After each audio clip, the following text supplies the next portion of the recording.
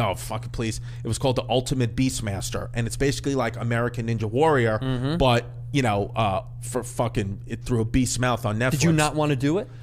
No, I wanted to do it. Well, I mean, I needed the money, so like I didn't. Well, that's part of it. But I mean, did you go out for it, or did they ask you to do it? What happened is I have the same manager as JB Smoove, and they called asking for JB. Love JB. They called asking for him, and my manager, because he's just, you know, they said tall, skinny black guy or guy who looks like a linebacker. Yeah, well, that's what they were like. They were like, hey, we're calling for JB, want a tall, skinny black guy. He's like, well, I don't have that guy, but I do have fucking this guy who's got an Italian's grandmother's ass. And so he convinced them, my manager was being a good manager, convinced them to use me, and I co-hosted it with Tiki Barber, who's fucking great. Awesome. Tiki, and I'm a huge New York Giants fan. Yeah. So it's like Tiki Barber was like a legend. And a Buccaneer, right? Well, his brother was. Oh, that's right. Yeah, that's his brother was. He was right. a big Giant, but Tiki retired as a Giant. His brother actually is in the Hall of Fame, which I didn't. Tiki's not? Yeah, he is. Tiki is not. No. What? Tiki's not. His brother's. Well, that's got to really hurt. Yeah, it's weird. It has to. But it's got to be so painful when your brother. That's like the Manning competition. Like, yeah. Archie, by the way, also took a back seat to his two sons. Isn't that even funnier that Archie Manning was like, well, I'm fucking Archie Manning. Yeah. And then those two guys were like, yeah, but we won Super Bowls and shit, and like now we're embedded forever in pop culture history. Yeah, so it's like, fuck you. Like he thought his kids would never fucking be that good. Yeah, because how could you be better? I mean, his dad, Archie Manning's a Hall of Fame quarterback. Yep. And his sons are like, yeah, what? Yeah. No Super Bowls. Yeah. Loser. Loser. So anyway, I do this show. We filmed it in like April or May of 2016, so a couple of months before Trump gets elected. And you know, Netflix approved all the jokes. They basically, it was an international competition. So me and Tiki were the hosts of the American team, and they said anytime another country is competing, your job as the comedian is to make fun of that country and make fun of the competitors of that country. Great. And when America's going, you just go pro-America, no jokes, just salute America and be all about America and get our fans who are watching it in America to be all, you know, great, because it was on in every country. That was like the big thing with this show. It released in all the countries that have Netflix. So do the show, fine, everything. A few months go by, they release it in December of 2016, 2 months after Trump got elected. So obviously it's all PC now, it gets anything. The worst type of white guy you could have possibly been is the guy who looks like an undercover cop yelling how much he loves America and hates every other country. Dude, bomb the rest of the fucking world. Yeah. I'm Christy, I'm out. Yeah, that's it. So I got like, I would say teetering on 1,000 tweets in a week of what a sexist I was, what a racist I was, what a nationalist fuck I was. I get fired. Netflix fires me. Not because of that. Because of that. What? 100. They put other reasons. They signed up for it. But this is what I mean. Like I know. The pussification of these people. Yes. And then it's all that. So, but it's like, listen, did I say what? They had an earpiece in my ear for fucking 10 hours from, you know, we were filmed from 8 p.m. At night to 6 o'clock in the morning, and they was just like, do jokes, do more jokes, do more jokes, do more jokes. And like, for example, like if you fell off the obstacle course into the water, they called it the beast blood. So I just got tired of saying that. So one time the Chinese team was going and the guy fell off the obstacle course into the water, and his name was Bin Fong, and I go, there goes Bin Fong into the duck sauce. So it's like shit. So I mean, I would say at least 500 people cited that clip. Racist piece of shit. The kicker of it all is Bin Fong probably loved it. Loved it. Of course he did. He retweeted it. Of course he fucking did. Bin Fong thought it was hysterical. Your dad, is he in your daughter's life? Big time. Oh yeah, my dad's big time. So is he a good grandfather? Oh, he's a great grandfather. Yeah. I mean, the day my daughter was born, May 19th, the day my daughter was born, you know, she's in there, you know, my kid's mom is like in labor, like legs up and everything, and it's just my mom, her mom, and me, you know, whatever. My dad just comes busting in. I'll never forget. I swear to God, dude, comes busting in. The New York Post, and he goes, Yankees got fucking rocked last night. We got to trade Sabathia. I swear to God. And I'm like, what? Like, literally, she's crowning. And she's like, and I know my kid's mom was like, get out. Like, she was like screaming at my dad, rightfully so. And he's like, whoa, whoa, whoa, what the fuck? And then I'm like, Dad, what the hell? Like, you know, and then the baby, I swear, baby comes out, you know, I have my beautiful daughter, whatever. I, you know, take a moment, go outside to my dad. We didn't have a gender reveal or anything like that. So we wanted to be surprised and whatever. So I'm like, it's a girl. And he goes, fuck. and I was like, that was his first word after his son told him the greatest news of his life. He goes, fuck. I swear to God. And I was like, what happened? And he goes, I owe your uncle $250 now. And I said, what do you mean? Why would you owe him money? He goes, we gambled on your kid's gender. And I'm like, great. So already, this is what my daughter's born into. You're gambling on the gender? He was like, I was sure it was going to be a boy the way she was carrying. I'm like, you're an idiot. You got an 8th grade education and you think you can guess gender? What are you, fucking an Amazon woman? Yeah. What are you, in the fucking Mayans? You can't guess shit like that. You're not a midwife. You know? Super excited to be back here with a very special guest, all the way from the Great Big Apple, New York City. Yes. Chrissy D, History Hyenas, Chris Distefano, thank you very much for coming. Thank you for having me, guys. Very happy to have you I appreciate here. it. I'm COVID-free. COVID-free. I believe. I do have prostatitis, so I got an inflammation in my prostate. Really? I think I do. Wait, you think you do? Every day. It's a really specific thing to say. You know what's a nice thing, though? Every day, because I had it once like 2 years ago, but it was 1,000% from chlamydia. But now, which is nice, I'm not Chrissy Drip Drop anymore. So, but do you remember who gave it to you? No, I mean, it's one of the, I was a blur. I was a full-blown sex addict 2 years, like not, you know. 2 years ago you were? Yeah, I was like, I don't drink, I don't drink that much, and I don't smoke, I'm fine. But then I was just, I mean, dude, there was back-to-back nights, sex with like a woman who was the former Miss Canada. Oh, wow. And then one of my mom's friends, Kate. So it's like back to back, former Miss Canada, 68-year-old woman, sex addict. Did you go to rehab for it? No. You get therapy at all for it? Yes, therapy, a lot of meditation, a lot of reading, a lot of thinking about, like narcissism and entitlement and things like that. And yeah, that's fascinating. Getting deep into that, and so now I'm sitting here with prostatitis, and it's a different feeling because I'm like, I know it's not from an STD. I haven't had sex with anyone but my girlfriend in whatever it's been. I haven't seen her in 3 weeks, so it's like I mean, I literally think I could have like inflamed my prostate from jerking off. Yes, I think so. Are you aggressively doing it? I can't explain to you like why. I've been here for 3 weeks and it's been unbelievable. Like I've been jerking off to anything, like everything. Yeah, I was jerking off to Anderson Cooper. 2 days ago. Oh, wow. Yeah. Then this morning, Tucker Carlson. Yeah. They had an old episode on, and I was just like, and I don't jerk off like this. I rub the base of my penis and I blow it into my belly button. I don't know. Yeah, it's a very strange way of masturbating, and I think that So you rub it against your belly? I kind of rub down. I make like a little vagina with my thumbs, and I rub the base, and then I shoot it into my button. Seriously? I swear to God. I got to tell you something. I mean, with that, I don't even know you that well. Yeah. I would like you to do it to me. Yeah, and I would, dude. I absolutely would. That sounds like a really good How technique. did you discover this technique? I don't know. I think when I was a kid, I just, because I used to take a pillow. I used to like masturbate on a pillow. I slept in the same room as my mom till I was about 13, 14 years old. So I used to like, when she was sleeping, quietly just take a pillow. I used to do that. That's probably where it started. I used to hump the mattress. Yes. I was having orgasms before I ejaculated. Oh, me too. I was absolutely shooting blanks. And I was like trying to explain to my cousin, Brian, I was like, do you do that thing? Because I didn't know the words for it. I was like, where like you rub yourself a certain way and your body shakes and it feels good. And he was like, what? Yeah. And I go, you know what I mean? Like, and then you kind of sweat a little bit. And he's like, I don't know what you're talking about. Well, because I would do that so much, I would masturbate so much and just shoot blanks that the first time I did get just a little bit of jizz, I lived in the same house as my mom's sister, and she used to watch me while my mom was at work.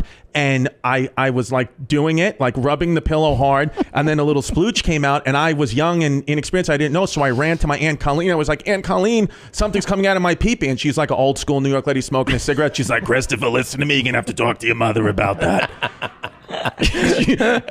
I remember one time my mom was dating this guy, and then I was 15 years old. My mom was dating this guy, and he dumped her and cheated on her and started dating the woman who lived directly across the street from our house. And that fucked my mom up. My mom every day was sitting, crying, looking out the window, like whatever. And my dad would come and pick me up Saturday mornings for baseball practice. So he comes Saturday. This had happened the weekend before. Say that happened on a Sunday. So my mom's crying every day. Saturday morning, my mom's sitting out, looking out the window, crying. Messed up from this breakup. And my dad comes into my room. I guess he had said hello to my mom. And he comes into my room and goes, what's the situation? What's your mother crying for? She's out there. And then it was funny because he was going back to school to get his GED. And so he was learning like a word of the day. And I don't know why I always remember this. He goes, your mother, she's out there crying like a schizophrenic. I was like, that's not what a schizophrenic would do. But I was like, I guess you learned about schizophrenia and what that is. And one of the symptoms may be crying. I was like, it's, good, bravo, but that's not what schizophrenia.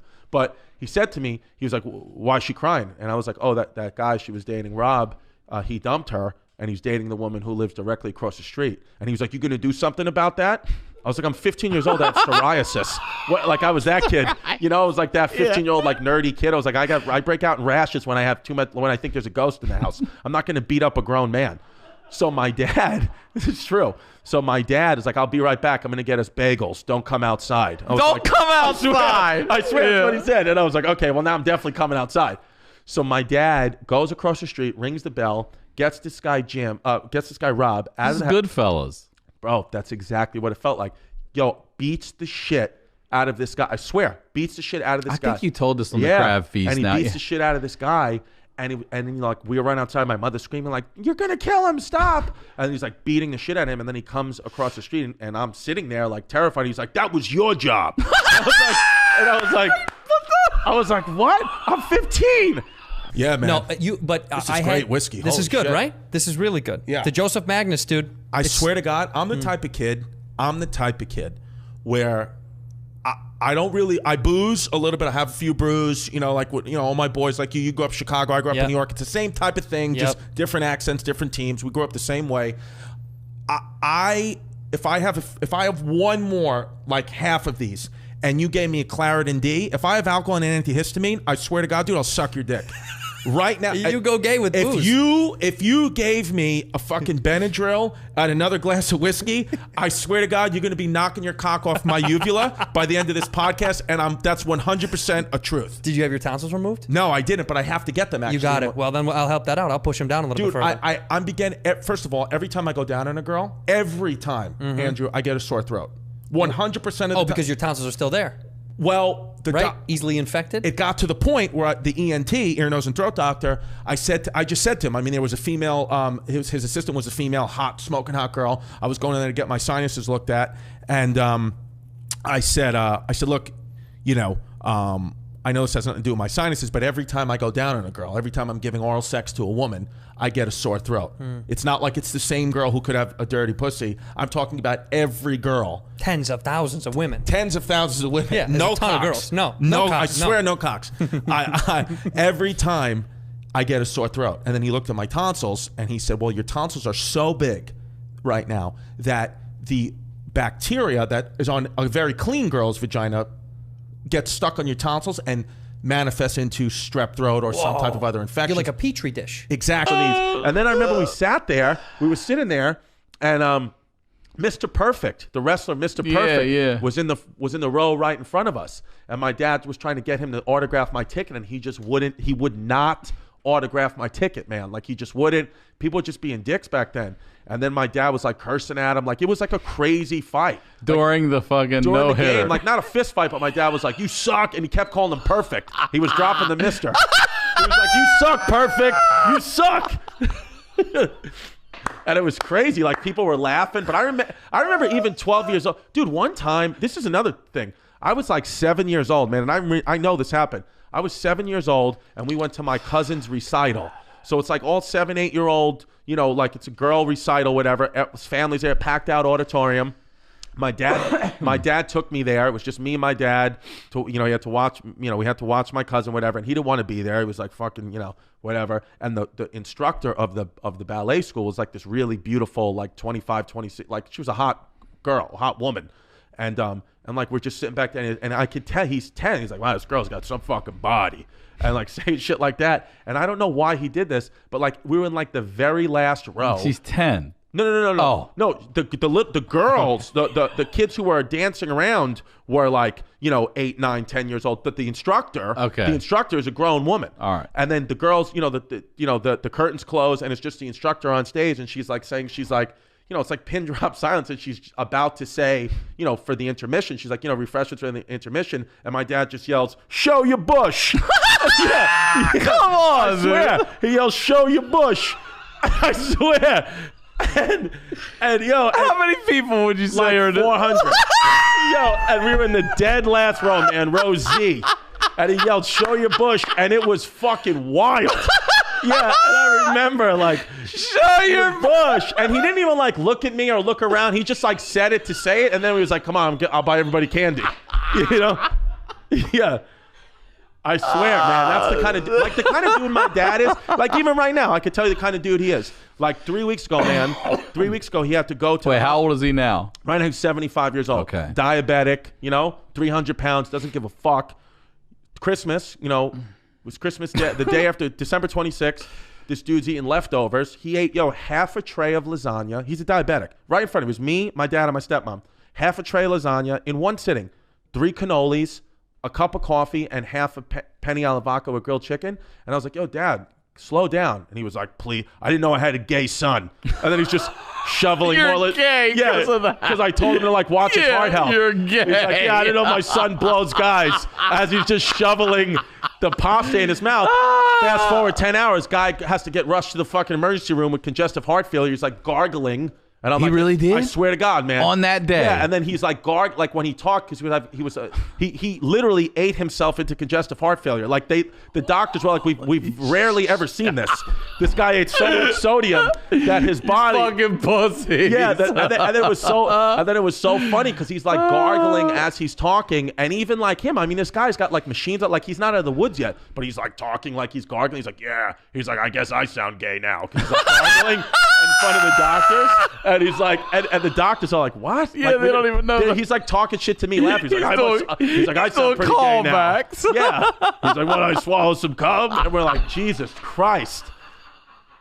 I swear. He's very much like. I love showbiz advice from a dad. That's the thing. I said. Non-show business dad's advice are the best. 73, 74 years old, diabetic, heart condition, lives in New York. Now he just moved to Florida, the next epicenter. He's just following it. He goes, never smoked or drank a day in his life. Pandemic hits March. It's like April 1st. Nobody's supposed to see their elderly grandparents. He's like, I want to come see the baby, my daughter. He's like, I got to come see the baby. I can't fucking sit here anymore. I'm like, yeah, but you got to understand, like, you can't, like, you're, old age, like you every condition that they say is going to kill you, you have them all. He's like, don't worry about it. I'm coming. I'm going to get on the bus. I was like, Dad, let me at least come. Yeah, I was like, let me at least come get you. He was like, I'm getting on the fucking bus. So he gets on the bus, shows up. He's got a mask on around his ear, right? I'll never forget. It was around his left ear. He's just got it hanging. I'm like, did you take the bus like that? He's like, yeah, you got to have a mask on your person. That's what de Blasio said, the mayor. I go, but it has to be across your face. I was like, Dad, it has to be across your face. Yeah. And then he goes to me, oh, I'm sorry. I thought June was Pride Month. I didn't know I had a gay son. And then I'm like, okay. And then he goes into my backyard and lights up a cigar. And I was like, what are you doing? Like, you haven't drank or smoked anything. And he was like, let me fucking tell you one thing here, Chrissy. He goes, nothing Chinese is ever going to take me down. He goes, my veins are red, white, and blue. And he lights up the cigar, I swear, and just starts coughing like an idiot. And I'm like, Dad, whatever. He's not even a smoker. He doesn't care. Then, he didn't even tell me then. I just call him one day, July 5th. I'm like, hey, you want to hang, like, just had a barbecue. By then, I'm like, we just had a barbecue in my house. I was like, you want to come by? We got some leftover food. He's like, oh, I'm in Tampa, Florida. I was like, what do you mean you're in Tampa, Florida? He goes, I moved here. I was like, just drops it on you? What? He's like, yeah, me and your stepmother moved. It's one of the things about my dad is like everybody loves him. You know what I mean? Yeah. Like everybody's his friend. Like he's one of those guys. Like even when in the neighborhood I grew up in, so he didn't grow up. He would come into that neighborhood to pick me up and take me to games, and he lived on Staten Island. Your mom's Brooklyn. neighborhood. My mom's neighborhood. Everybody knew him there. He knows more people in my mother's neighborhood than my mother does. Like, because everyone's like, he's just like, he's talking. He's always like, what do you want? Saying hello to everyone. Did you lose weight? He just fucking knows how to schmooze and bullshit. So I feel like as far as comedy goes, because he knows nothing about comedy. But I remember when I first started doing it, he was like, Chris, he was like, you're funny enough. That's what he would always tell me. He's like, you're funny enough. He's like, but I think the bigger thing is, he's like, people like you. He's like, you got a likable face, you smile. He said, I think that'll get you further. He's like, everybody's fucking funny, He's like, and he says, because he just doesn't care about politically correct terms or anything like that. He's like, any fucking retard can tell a joke. That's what he said to me. That's what he said to me. Like in public, we were on the subway. I swear, he was like, any fucking, they can all tell jokes. I mean, you give a kid fucking anybody, They'll all do it, but not everybody could be likable. So he's like, I think that's what you got going for you. But he's like, that's natural. He's like, you're just a good kid. And so I was like, oh, thanks. What would you say was the time you were most embarrassed by him? By my dad? Most embarrassed by him? There was a time I told it on the last podcast. I guess when on the Crab Feast podcast, I guess when on 9/11 when I hit a kid in the head with a chair because I thought my mom was dead, and my dad came into the principal's office and threatened to kill him. But I mean, really did. Like, it wasn't like, oh, I'll fucking kill you. It was like, Chris, lock the door. Yeah, yeah. And he's a priest, and right? He told the principal, who's a priest, he said, I'm going to give you 2 options right now. I love it. He goes, the second option's really going to suck for you. He goes, I'd suggest taking the first one. And then he said, listen, first option, you're going to put my kid back in school. The second option, I'm going to come over there and I'm going to beat the shit out of you. And I'll never forget, he said, I'll break both your kneecaps. He said, you're going to think that I learned that line in a movie. He's like, I'm one of the guys they write the movies about. I'll never forget he said that. And then he said, I'll call 911 right now. He said, I'll tell the police where I live, what I'm about to do. I'll leave it on speaker as I'm doing it. He said, because I'd rather go to jail for the rest of my life than you throw him out of school and me have to listen to his mother's fucking mouth for the rest of my life. And then he said, I'd rather be in prison with my friends. My friends, so it's your that's choice. And then he sat back down. So that was pretty embarrassing. Yeah.